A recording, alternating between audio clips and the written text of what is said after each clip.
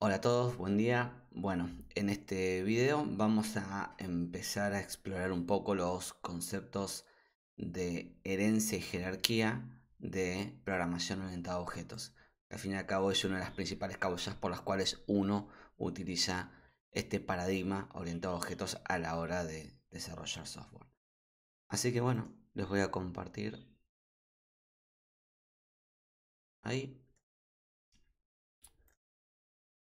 Bien, bueno, repasando así rápido lo que veníamos haciendo hasta ahora, nosotros habíamos aprendido a crear instancias a partir de clases ya definidas, eso fue al principio.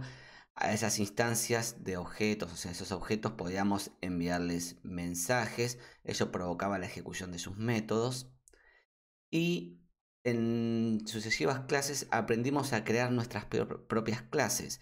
Al hacer eso, nosotros decíamos, bueno, cuáles son los principales, las variables de instancia que decíamos, o sea, cuáles son las características que nos interesa representar de cada una de estas clases, al fin y al cabo, qué es lo que queremos que los objetos que sean instancias de estas clases tengan como estado interno, y también nos interesaba definir cuál era el comportamiento de estos objetos, cuáles son los métodos que este objeto iba a poder ejecutar, digamos.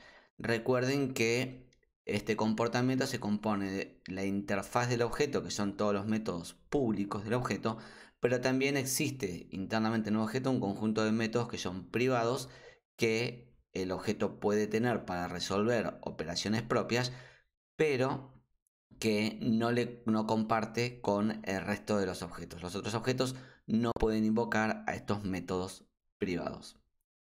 También vimos que los objetos pueden interactuar entre sí.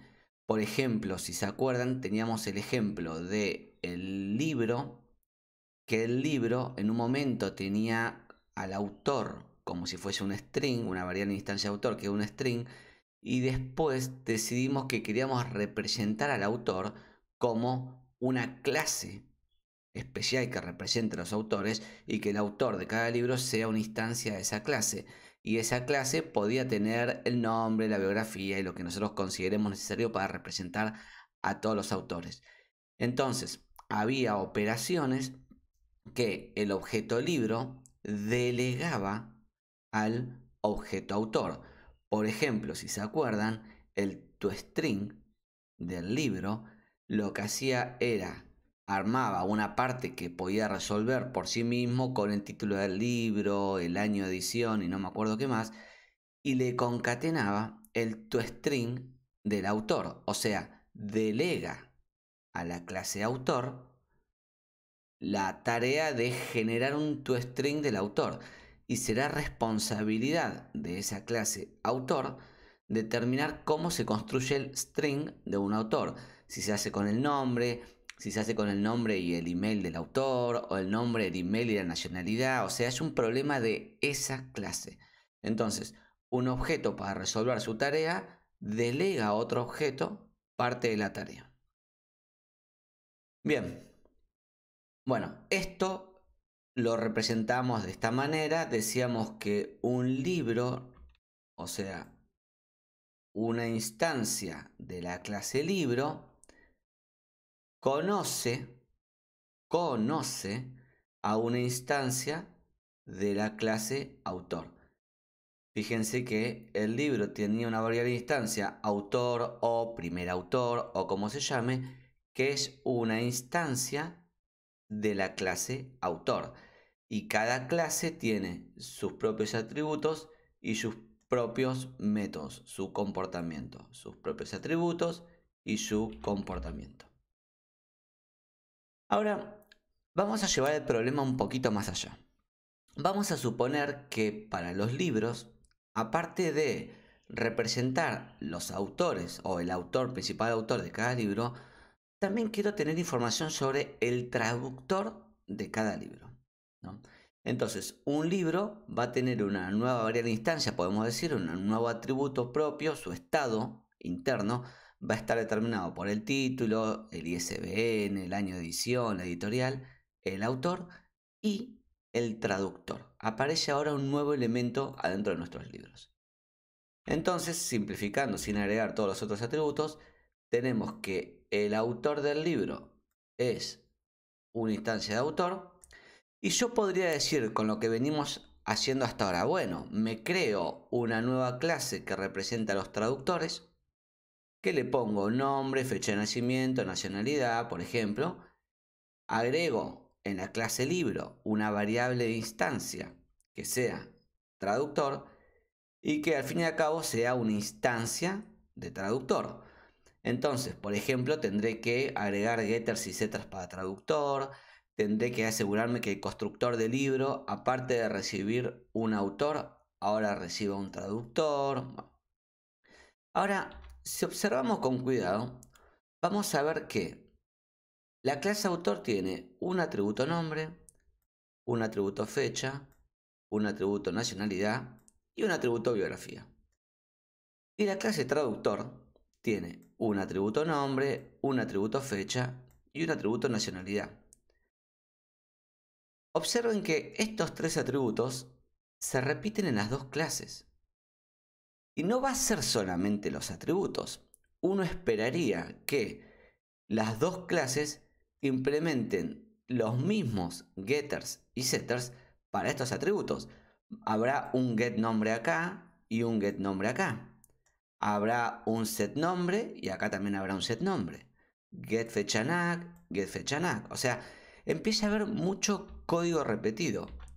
Y si algo, esperemos que haya quedado por lo menos de lo que veíamos en KDP, si algo nos tiene que llamar acá la atención, nos tiene que disparar una alarma, es que repetir código no suele ser una buena estrategia. Vamos a poner un ejemplo muy obvio. Hoy en día, la fecha de nacimiento, digo, bueno, la pongo como un string. Listo. Entonces pongo acá un string y acá también, como un string. Todos felices. Entonces el getter y el setter devuelven un string. Más adelante me doy cuenta que esto no me alcanza con un string. Entonces la fecha de nacimiento tiene que ser instancia de una clase que tiene las fechas, que representa, vamos a ponerlo así, que tendrá adentro atributos como día, mes, año, hora, minuto, segundo, no me importa, todo lo que implique una fecha. Entonces, si yo quiero hacer este cambio, ahora tengo que cambiar que la fecha de nacimiento pase a ser instancia de fecha, no más instancia de string. O sea, apunta o es una instancia de un objeto de clase fecha. Con lo cual tendré que venir y cambiar también los getters y los setters de acá. Y posiblemente también el constructor de autor que recibía una fecha como string y ahora tiene que recibir una fecha de instancia fecha. Y después tengo que venir a hacer todos los mismos cambios acá. Un cambio, una decisión de diseño relativamente pequeña, cambiar la representación de una fecha, me está obligando a meter mano en todo mi código, por todos lados. Entonces, si yo tengo elementos que tienen una representación tan similar y un comportamiento tan parecido, y obviamente tienen cosas separadas, este tiene biografía, el autor, y el traductor no, con lo cual no son el mismo elemento, no los puedo representar como una misma clase.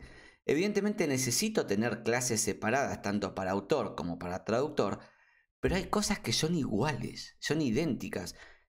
Tengo una mejor estrategia que copiar y pegar el mismo código dos veces y que ante un cambio tenga que empezar a meter mano en todas mis clases porque no se me ocurrió una mejor forma de diseñar. Miremos este otro ejemplo. Recuerdan que teníamos una clase triángulo. En esta clase triángulo teníamos los tres lados, color de línea y color de relleno, y la clase triángulo tenía como comportamiento la habilidad de devolver cada uno de sus lados, de modificar cada uno de sus lados, de devolver el color de relleno, de devolver el color de fondo, de setearlos. Y también un triángulo era capaz de calcular el área y de calcular su perímetro. Era el comportamiento que habíamos definido para nuestra clase triángulo. Ahora digo, bueno, voy a pensar que necesito una clase círculo y también una clase cuadrado. El círculo tiene un radio. Obviamente el círculo no va a tener tres lados. va a tener un radio. Entonces acá cambia un poco el estado interno. Pero también va a tener un color de relleno y también va a tener un color de línea. Y además voy a tener que tener setters y getters para radio y también para color de relleno y también para color de línea. Y esto se empieza a repetir. Y el círculo también va a tener que poder calcular su área y calcular su perímetro. Y ahora digo, bueno, y voy a pensar en una clase de cuadrado, que el cuadrado va a tener un lado, un tamaño de lado, porque al fin y al cabo todos los lados son del mismo tamaño, así que con una variable de instancia me alcanza. Entonces vuelve a cambiar algo de lo que venía teniendo antes, pero hay otros atributos que se vuelven a repetir. Mis cuadrados van a tener un color de relleno y un color de línea. Y voy a tener un setter y un getter para el lado. Esto es particular de los cuadrados, no pasa en los círculos ni en el triángulo. Pero voy a tener getters y setters para color de línea y para color de relleno. Y voy a tener que tener comportamiento para calcular área y calcular perímetro. Que obviamente la forma de calcular el área de un círculo no va a ser la forma de calcular el área de un cuadrado, digo, no va a ser la misma que para calcular el área de un círculo, ni tampoco que para calcular el área de un triángulo.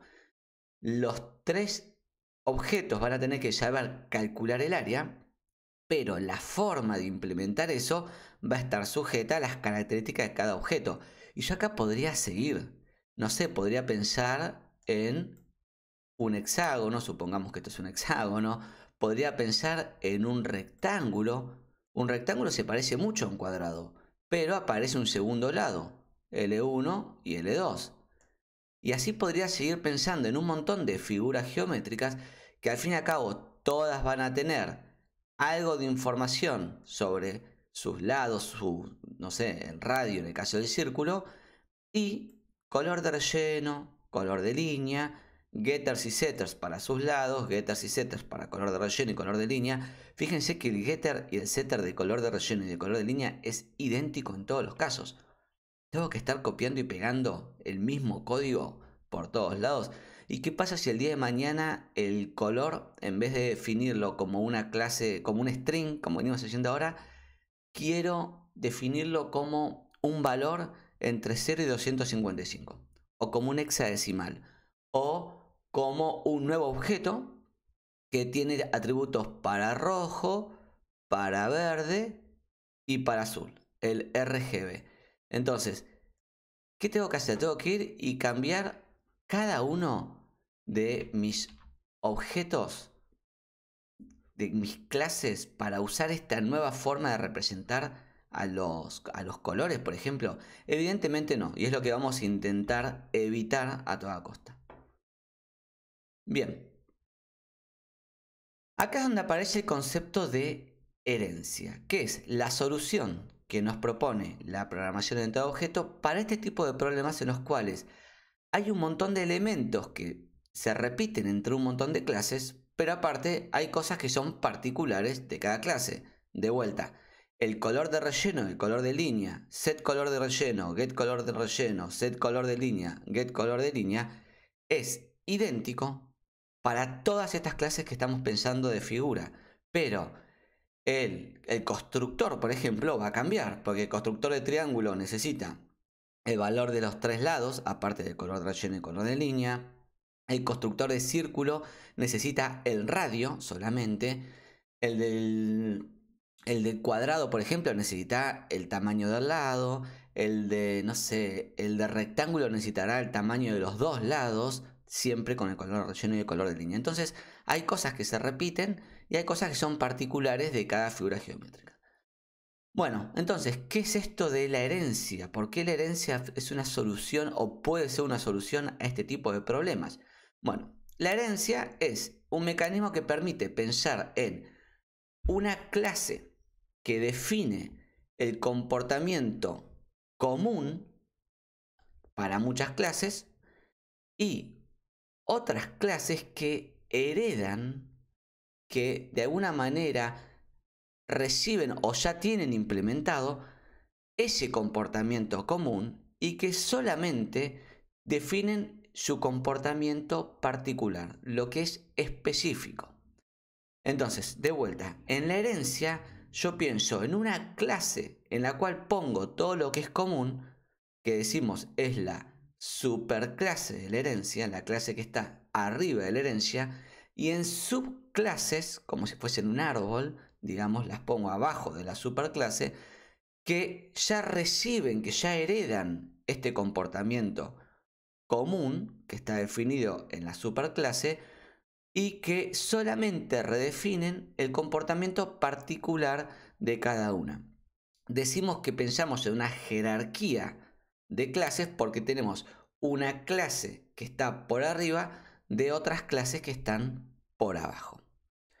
Obviamente, como principal ventaja acá tenemos la reutilización de código, porque no estoy escribiendo el código en cada una de mis subclases, sino que en mi superclase defino el código una vez y las subclases ya lo tienen implementado, ya lo heredan.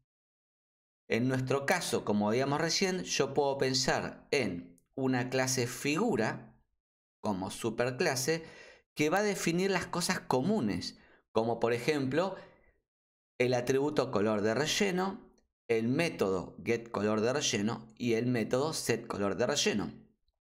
Y después pensaré en subclases, triángulo, círculo y cuadrado, que no necesitan definir el atributo color de relleno, porque lo tiene ya la superclase, de la que heredan, es importante, heredan de figura.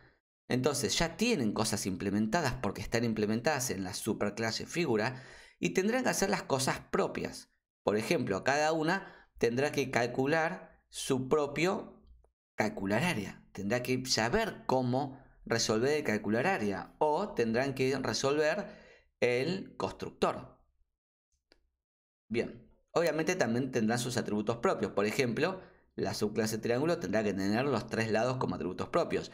No puedo poner los tres lados en la superclase, porque si lo pongo en la superclase figura, todas las subclases, triángulo, círculo y cuadrado, tendrán tres atributos de lado. Y no tiene sentido. Solo los triángulos tienen tres lados, mientras que el círculo tiene un radio. Entonces no voy a poner ni los tres lados ni el radio en la superclase, porque solamente quiero que el radio esté en los círculos, no quiero que ni triángulo ni cuadrado tengan radio. Esto en términos del UML que venimos viendo así muy simplificado, el UML es mucho más complejo de lo que nosotros vemos en esta materia. Nosotros acá de UML usamos solo algunos elementos de manera muy simplificada para poder mostrar gráficamente cómo representar lo que estamos haciendo, porque al fin y al cabo es la forma en la cual en el ámbito de la programación orientada a objetos uno comparte o diseña las soluciones.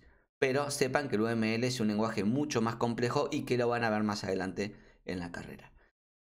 Les decía, en el UML, que representa nuestra jerarquía de clases, definimos por un lado la clase figura, la superclase figura. ¿Por qué superclase? Bueno, porque en la jerarquía está por arriba. Y nuestra superclase figura tiene un nombre y tiene solo dos atributos, color de relleno y color de línea, y tendrá getters y setters para color de relleno y para color de línea. Y después tenemos las subclases triángulo, círculo y cuadrado que heredan de figura. También a veces se dice que cuelgan de figura, son subclases de figura, con lo cual si en la jerarquía están por debajo de una superclase, heredan sus atributos y su comportamiento. Entonces, un triángulo redefine, o sea, un triángulo define atributos para lado 1, lado 2, lado 3, con sus getters, sus setters. Tendrá el comportamiento para calcular área, que es particular de los triángulos. Tendrá el comportamiento para calcular el perímetro, que es particular de los triángulos. Y también, aunque no lo escriba, tendrá un atributo color de relleno, un atributo color de línea y getters y setters para color de relleno. No lo necesito escribir en la clase triángulo porque como la clase triángulo hereda de la clase figura, decimos que un triángulo también es una figura. Un triángulo es un triángulo y a la vez es una figura, con lo cual tiene todos los elementos del triángulo más todos los elementos de figura. Lo mismo pasa con un círculo. Un círculo define un atributo radio, pero también tiene un atributo color de relleno y un atributo color de línea, porque un círculo es una figura. Entonces tiene los atributos y el comportamiento que define propio, pero también tiene los atributos y el comportamiento que define la superclase de la que hereda. Exactamente lo mismo pasa con el cuadrado, ¿no? El cuadrado también tendrá un color de relleno y un color de línea porque heredan los atributos de la superclase que tienen en la jerarquía de clases. Bien, entonces, decimos que figura es superclase de triángulo, círculo y cuadrado. En figura definimos todos los atributos de comportamiento común a todas las subclases. Decimos que triángulo, círculo y cuadrado son subclases de figura y, por lo tanto, heredan atributos y métodos de figura, pueden definir sus propios atributos y sus propios métodos y pueden definir sus propios constructores. Digo pueden porque todo esto obviamente es opcional a lo que estoy diseñando en cada problema, ¿no? Esto no es que sea obligatorio redefinir todo. A veces solamente redefino algunos métodos o algunos constructores o cosas así. En este ejemplo, las tres subclases sí o sí tienen que implementar calcular área y calcular perímetro. Fíjense que ahora voy a tener tres clases que implementan métodos que se llaman igual, calcular área y calcular perímetro, pero que lo hacen de manera distinta. Entonces, la forma de calcular un área y de calcular un perímetro depende en realidad de cada figura ahora. Si yo le pido a un triángulo calcular tu perímetro, me va a devolver un perímetro. ¿Y cómo lo resuelvo internamente? Bueno, será un problema de la clase triángulo. Y si yo le pido a una instancia de círculo calcular tu perímetro, voy a poder perfectamente enviarle el mensaje calcular perímetro, pero lo va a hacer de una manera particular a como lo hacen los círculos. Entonces paso a tener un conjunto de clases distintas que resuelven, que saben hacer lo mismo, pero de diferente manera, que son capaces de responder a los mismos mensajes, por ejemplo, calcular perímetro, pero lo resuelven de distinta manera. Esto es lo que llamamos polimorfismo, la capacidad de tener múltiples objetos de distintas instancias, de distintas clases, que son capaces de responder a los mismos mensajes. Y esto ya lo veníamos viendo antes, ya lo habíamos hecho, sin contarles que esto se llamaba polimorfismo, en clases anteriores. ¿Se acuerdan qué métodos, dos métodos, aprendimos a utilizar? Que dijimos, bueno, esto ya viene en todas las clases.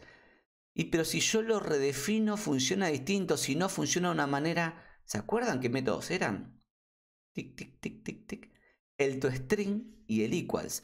Nosotros ya teníamos dos métodos que yo podía definir en mis propias clases y que hacían que los objetos que eran instancias de mis clases, a ver si lo tengo por acá, por ejemplo, los objetos, en este caso, en el ejemplo que yo venía trabajando en videos anteriores de producto, definen un toString.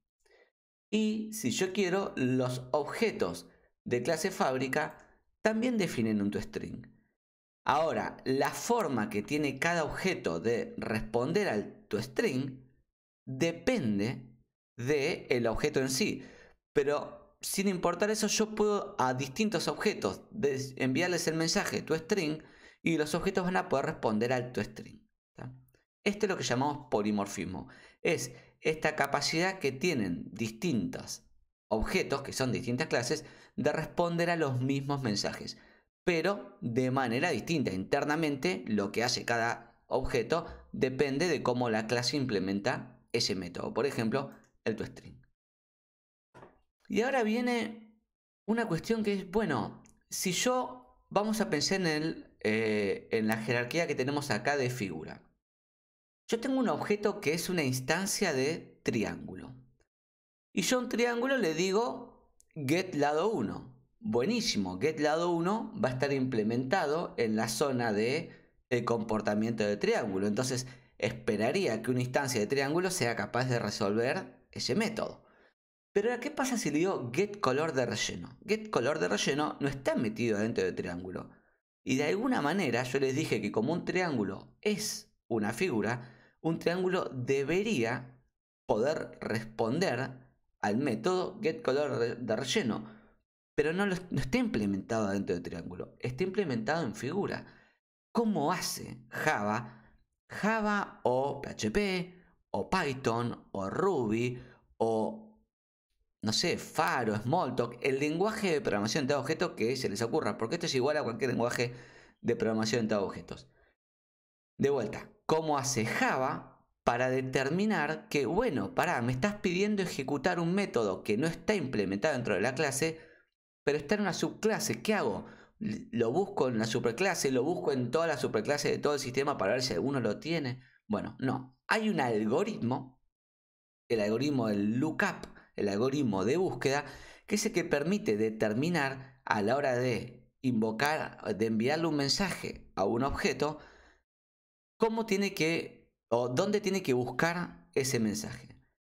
Entonces, vamos a pensar que le tiro un mensaje a la clase triángulo, ¿no? A un objeto que es de clase instancia de clase triángulo. El objeto recibe el mensaje.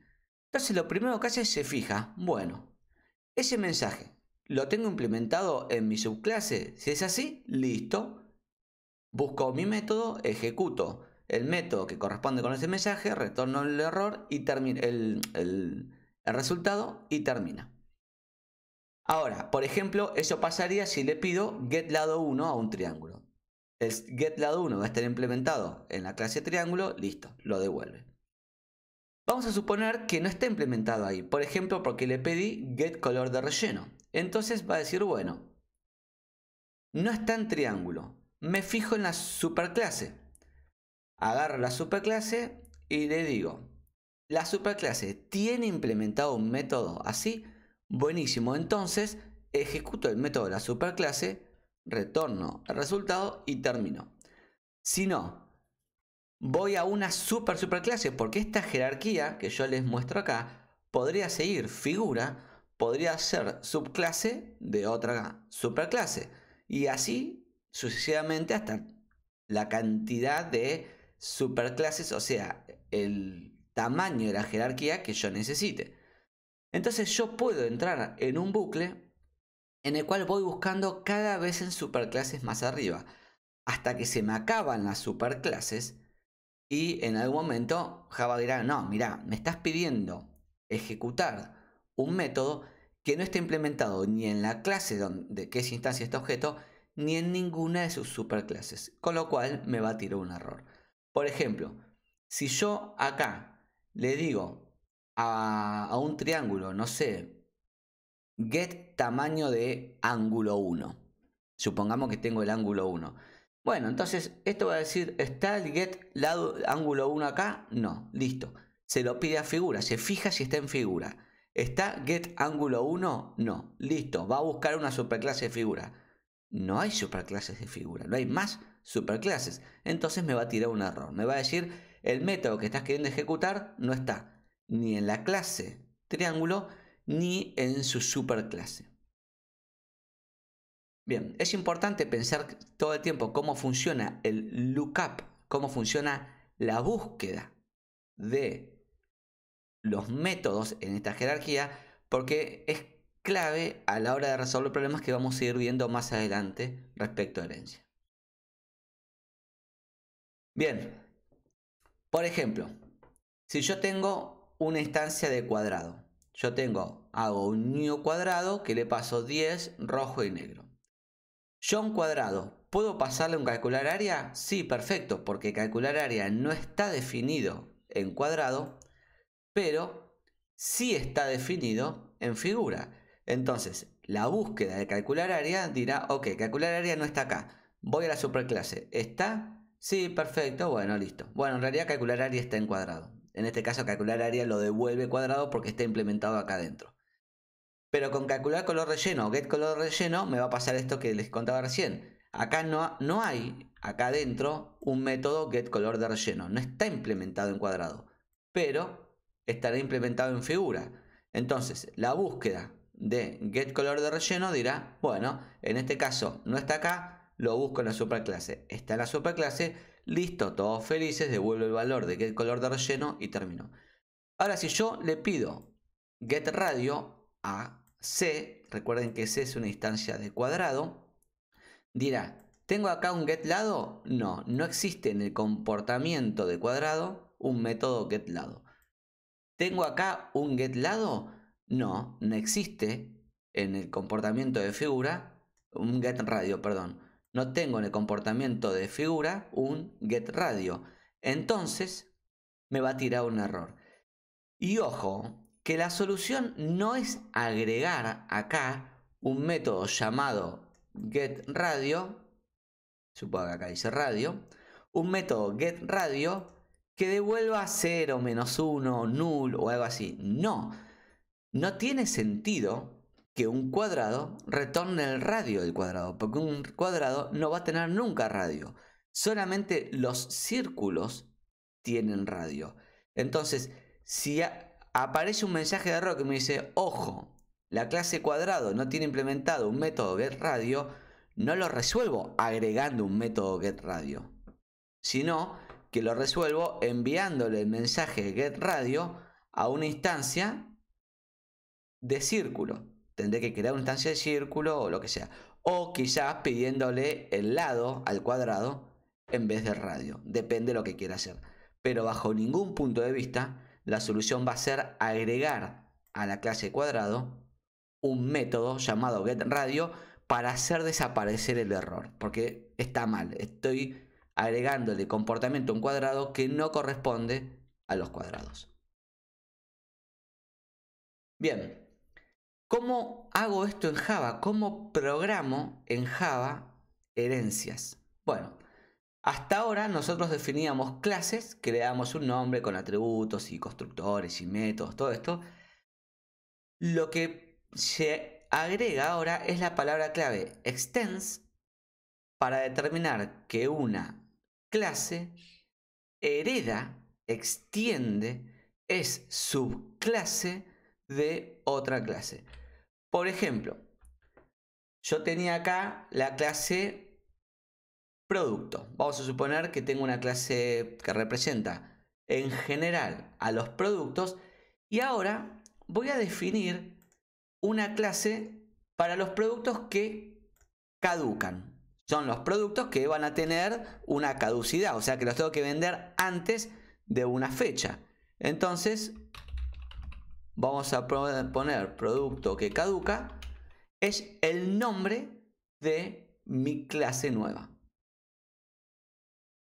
Fíjense, esta clase, Java me la define simplemente así, y yo le voy a decir, ojo, porque todos los productos que caducan también van a tener un precio, un nombre, una descripción y un fabricante. Pero además va a tener un atributo, por ejemplo, meses para caducar. Entonces voy a definir un atributo que será de tipo entero, meses, que determina la cantidad de meses que falta para que caduque este atributo. Ahora, si yo quiero que todos los atributos de la clase producto estén también en la clase producto que caduca, tendré que decirle que producto en realidad es una subclase, producto que caduca, perdón, es una subclase de producto. Y ahora supongamos, bueno, acá yo podría implementar todos los getters y setters Por ejemplo, en este caso tengo un solo atributo, así que solamente tendré estos para producto. Y yo podría seguir agregando subclases, porque por ejemplo, ahora quiero tener los productos importados, ¿no? Entonces, ahí. ¿Por qué? Porque los productos importados tienen como atributo el país de donde vienen. Entonces vamos a definir la subclase producto importado, que va a definir su atributo país de donde viene, con sus getters, sus setters, esto complementenlo ustedes. Entonces yo puedo decir, por ejemplo, que extends a producto. Entonces,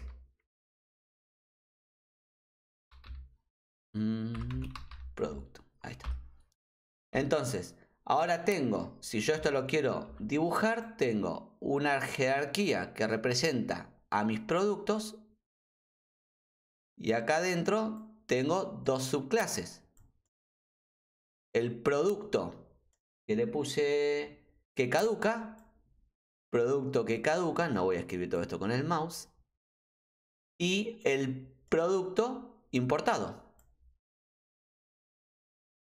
Esto es lo que acabo de hacer. Acabo de crear dos subclases de producto.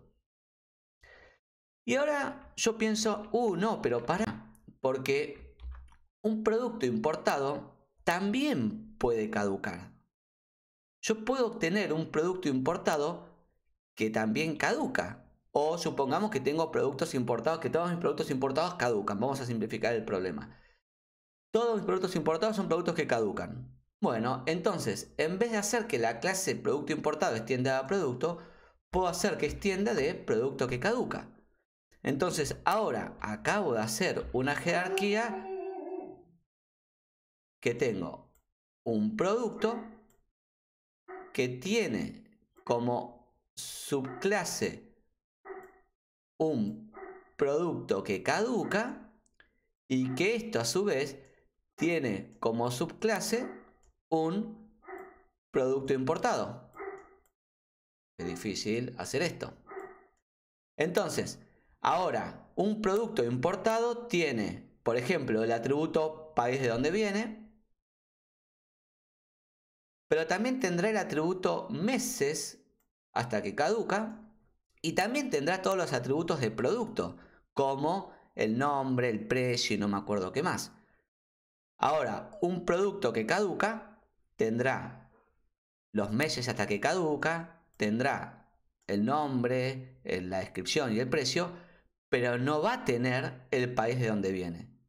Porque un producto que caduca está por arriba en la jerarquía de la clase producto importado, con lo cual los atributos y el comportamiento que yo defina en mi clase producto importado no va a ir a las superclases. Recuerden que la herencia es siempre hacia abajo, nunca hacia arriba. Bien. Un detalle no menor es que todos los atributos que se declaran en las superclases, ¿se acuerdan que siempre los declaramos como privados? Nosotros ponemos los nombres de los atributos siempre privados. Entonces, las subclases no pueden acceder directamente al atributo de la superclase. Por ejemplo, si yo tengo acá vamos a poner un método toString, ¿no? Public toString, que va a retornar el string de este producto.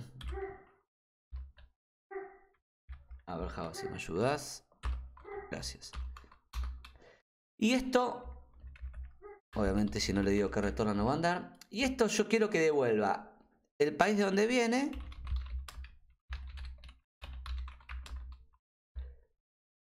más y caduca en una cantidad de meses. Recuerdan que en producto que caduca yo tengo el atributo meses. Entonces yo diría, bueno, le pongo meses acá.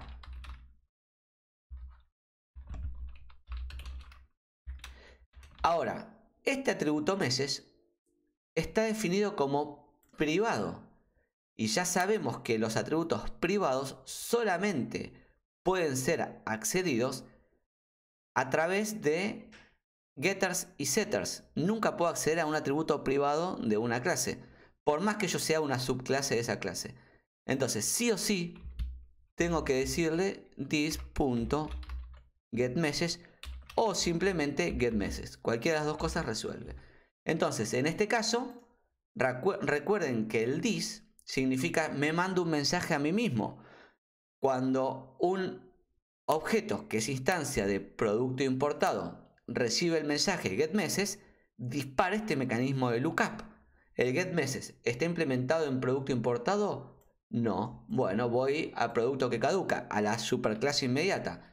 ¿GetMessage está implementado? Sí. Bueno, ¿qué retorna? Meses. Buenísimo. Entonces ahora pude acceder desde producto importado a un atributo de una superclase a través de uno de sus getters. Recuerden que un error muy común acá es decir, bueno, como esto dice que meses está definido como privado, bueno, vengo acá y cambio la visibilidad de meses por public. Si yo hago esto resuelve el error, pero está mal. Porque yo no tengo que hacer que los atributos sean públicos para que las cosas funcionen. Tengo que utilizar los constructores. ¿Cómo se rehace acá? Bien. Tengo que usar los constructores, los getters y setters para acceder al estado interno o a las variables instancias de las superclases que me contienen a mí. Es importante que presten atención a eso porque es un problema muy común que vemos que ponen las cosas como público y está mal. Poner los atributos como públicos están mal. Bien. Bueno, entonces usamos getters y setters y la subclase obviamente, como vimos recién, puede declarar sus propios atributos y métodos y constructores. ¿Está? En el ejemplo de figura tenemos de vuelta los atributos para color de relleno y color de línea. Las subclases de figura, por ejemplo cuadrado, tendrá un atributo para el lado y círculo no tendrá un atributo para el lado, pero sí tendrá un atributo para radio. Cada subclase agrega el o los atributos y el o los métodos que necesite internamente, ¿no? Que necesite declarar internamente.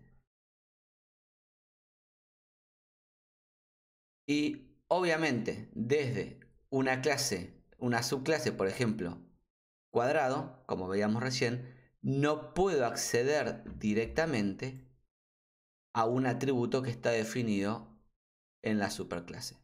Color de relleno es un atributo que está solo en figura. Otro error muy común es, me está tirando error, entonces defino acá color de relleno como un atributo local. Es como si en el ejemplo de recién, yo acá digo meses y como me dice, che, ojo que meses no está visible acá, sino que está solamente visible desde la superclase. Entonces vengo acá y pongo private int meses. Listo, ahora anda, no hay error. No, esto está mal. Yo tengo que acceder al atributo meses de la superclase. No tengo que reescribir, que sobreescribir el atributo meses en la subclase para evitar el error. ¿Tá? Acá, por ejemplo, recuerden que puedo no poner el this. Total, cuando no pongo el this, automáticamente se entiende que se está enviando un mensaje a sí mismo. Bueno, espero que se hayan entendido estos conceptos de jerarquía y herencia. En próximos videos veremos algunos aspectos un poquito más avanzados sobre estos conceptos.